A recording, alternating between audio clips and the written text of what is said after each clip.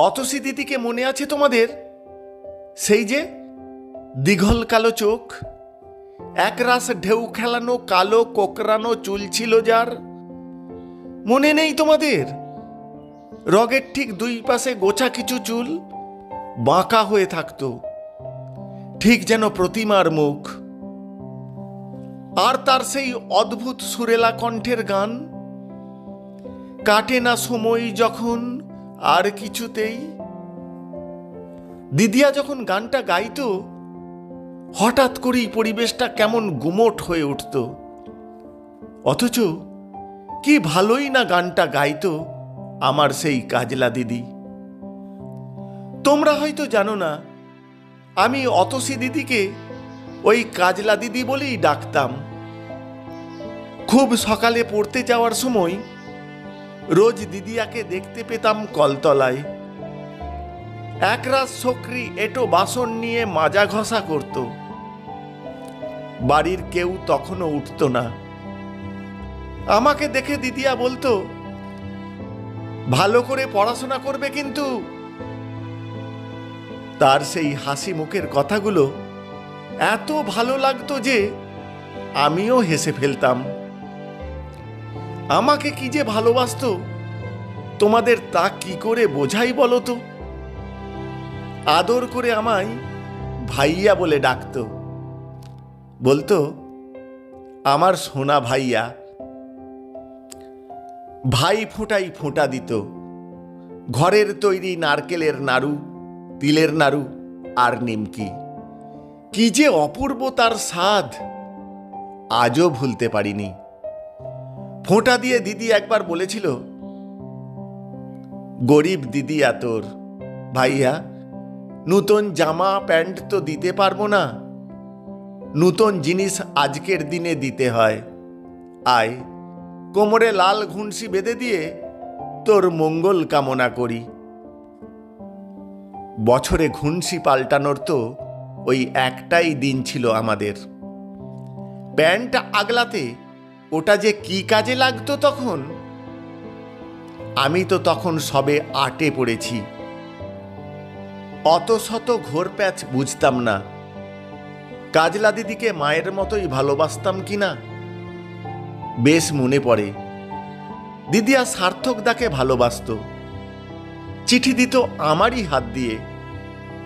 কত চিঠি যে সার্থক দাকে দিয়েছি, আর কতই যে তার কাছ থেকে এনে দিদিয়াকে দিয়েছি, আজ আর নাই বা তা বললাম।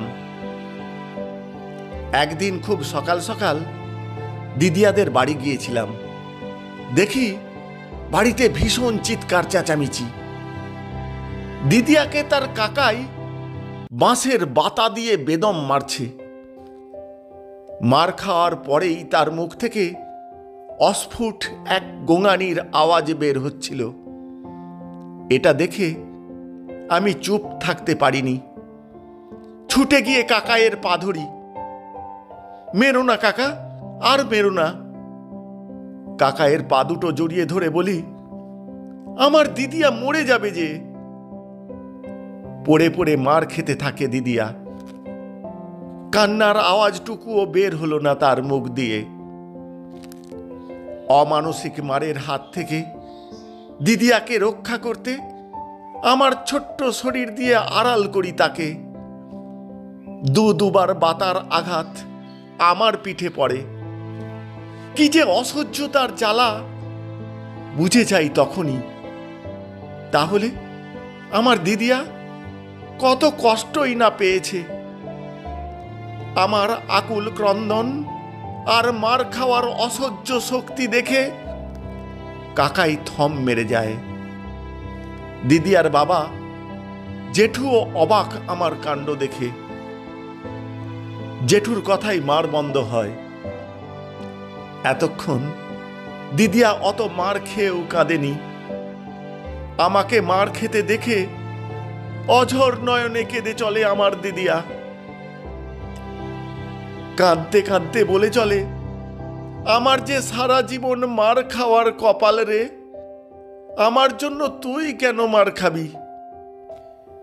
দিদি আর বলা কথাগুলো আজও বুকে বাজে। দিদিয়ার জন্মের পরই তার মা মারা যায়। তার জন্য কত কথা, পোড়ামুখী, মা খাকি। জন্মের পরই যে মাকে খায় সে তো সর্বনাশী। আরো আরো কত কি। ভালোবেসে তাকে কেউ কোনোদিন কাছে ডাকেনি, একমাত্র ঠাকুমা ছাড়া। দিদিয়ার জন্মের পর থেকেই তাদের ব্যবসার রমরমা শুরু হয়, অথচ ছিটে ফোঁটাটুকুও তার কপালে জোটেনি। সকলের উচ্ছিষ্ট খেয়েই আমার দিদিয়ার দিন কাটত। সকলের খাওয়া হলে দিদিয়া আর ঠাকুমা খেত। সব দিন তরকারি জুটত না, এ আমি নিজের চোখেই দেখেছি। কোনোদিন কোনো অভিযোগ করেনি দিদিয়া। সেদিনের তার সেই চোখের জল আমি অনেক দিন ভুলতে পারিনি। যেমন ভুলতে পারিনি আমার দিদিয়া আমার কাজলা দিদির লিখে যাওয়া শেষ চিঠির কথা। একমাত্র আমাকেই, তার বড় আদরের ভাইয়াকেই লিখেছিল চিঠিটা। স্নেহের ভাইয়া, তোকে কোনোদিন কিছু দিতে পারিনি আমি, শুধু ভালোবাসা ছাড়া। তুই আমার বড় আদরের ভাইয়া, পরের জন্মে তুই আমার ছেলে হয়ে যেন জন্মাস। তোর জন্য খুব কষ্ট হবে আমার, তবুও তোকে ছেড়ে গেলাম। ভালো করে পড়াশোনা করিস, আমার কথা ভুলে যাস। জানিস, তোর সার্থকদার ভালোবাসা কোনো কিছু স্বার্থ ছাড়া ছিল। তোর সার্থকদাকে বলিস পরজন্মে আমি ঠিক তার সাথে মিলবই মিলব। ইতি তোর দিদিয়া, কাজলা দিদি। পুনশ্চ আমার মৃত্যুর জন্যে কেউ দায়ী নয়। এই ছিল তার লেখা শেষ চিঠি। পরের দিন বাড়িতে লোকে লোকারণ্য হয়ে গিয়েছিল। সবাই বলছিল, মেয়েটা শেষে আত্মহত্যা করলো। বিশ্বাস করুন আপনারা, আমি কিন্তু সেই মুহূর্তে কাঁদতে পারিনি। শুধু বিহল চোখে দিদি আর আধ বোঝা চোখের দিকে তাকিয়েছিলাম। বাড়ির লোকেরা কেউ কাঁদেনি, একমাত্র ঠাকুমা ছাড়া। ওরে, তোরা সবাই মিলে মেয়েটাকে মেরে ফেললি। ও যে বাতিল হয়ে যাওয়া কাপড়গুলোই পরতে পেত। কোনোদিন তো কোনো অভিযোগ তোদের কাছে করেনি। নূতন কাপড় কিংবা নূতন কিছুই তো তাকে তোরা কোনোদিন দিসনি। সারা বাড়ির সব কাজকর্ম তো ওই করত। ও যে মা মরা মেয়ে, ওর দুঃখে কেউ কোনোদিন সান্ত্বনা দিয়েছিস তোরা? অকালে মেয়েটাকে তোরা। ঠাকুমার এই আর্ত কান্না এখনো আমাকে পাগল করে দেয়।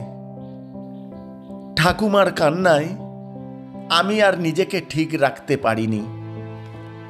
দিদি আর শরীরটাকে জড়িয়ে ধরে হাউ হাউ করে কেঁদেছিলাম। কি দোষ ছিল আমার দিদি আর? এক অনাথ ছেলেকে ভালোবেসেছিল বলে? আমি তো জানি সার্থকদার চিঠি পেলে দিদিয়া কি যে খুশি হতো। এই খুশি কি তোমরা আমার দিদিয়াকে কখনো দিয়েছিলে? দিতে পারোনি। দাওনি যখন, তার ভালোবাসাকে এভাবে কেড়ে নিলে কেন? কেউ কি উত্তর দেবে? জানি তো দিতে পারবে না।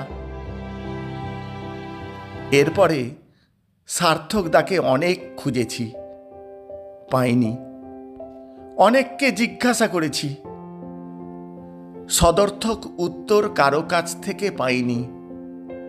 মাস দুয়েক পরে দেখি সার্থকদাকে ছিন্ন ধূলিধূসরিত জামা প্যান্ট পরে রাস্তায় হাঁটছে। অনেকে তাকে ডাকলেও কারোর ডাকে সে সাড়া দিচ্ছে না। লোকের বলা কথা থেকে বুঝতে পারি সার্থকদা, আমার দিদি আর ভালোবাসার ধন সার্থকদা পাগল হয়ে গেছে। আপন মনে সে যেন কিছু খুঁজে যায়, কারো কথার উত্তর দেয় না। একদিন আমার সাথে মুখোমুখি দেখা। সার্থকদা বলে ডেকে উঠি। চমক ভেঙে সে আমার দিকে তাকায়, কাছে এসে চুপি চুপি বলে, দে দে, তোর দিদি আর চিঠিটা দে। অবাক হই আমি। আমাকে ঠিক চিনতে পেরেছে সার্থকদা। স্কুল যাওয়ার পথে সে দাঁড়িয়ে থাকে আমার জন্য প্রতিদিন। চিঠি আছে কিনা জিজ্ঞাসা করে, না পেয়ে ব্যর্থ হয়ে ফিরে যায়। আবারও আসে, চিঠি চায়। রোজ রোজ এক কথা বলে, ফিরিয়ে দিয়ে স্কুলে যাই। মন মানে না, খুব খুব কষ্ট হয় মনে। কি যে করি ভেবে পাই না। মাকে সব খুলে বলি। মা একটা সাদা কাগজের টুকরো দিয়ে বলে, এটা দিস তোর সার্থকদাকে। পরের দিন দিলাম সেই কাগজ। খুব খুশি হলো। হাসতে হাসতে চলে গেল সার্থকদা। পরের দিন আবারও সেই সাদা কাগজ। খুশি হয়, ফিরে ফিরে যায়। জানি না এভাবে কতদিন চলবে। সার্থকদার সার্থক ভালোবাসা পূর্ণতা পায়নি। কেন পেল না?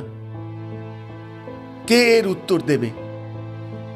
রাতের আকাশে তারাদের মাঝে আমার দিদিয়াকে খুঁজে ফিরি, পাই না। শুধু শুধু কষ্ট পাই মনে। দূরে বাঁশ বাগানের দিকে তাকিয়ে গেয়ে উঠি, বাঁশ বাগানের মাথার উপর চাঁদ উঠেছে ওই। মাগো, আমার গান গাওয়া সেই কাজলা দিদি কই? মাগো, আমার গান গাওয়া সেই কাজলা দিদি কই? কবিতা দিদিয়া। কলমে সুমিত কুমার ভঞ্জ, কণ্ঠে শ্যাম সুন্দর পসা।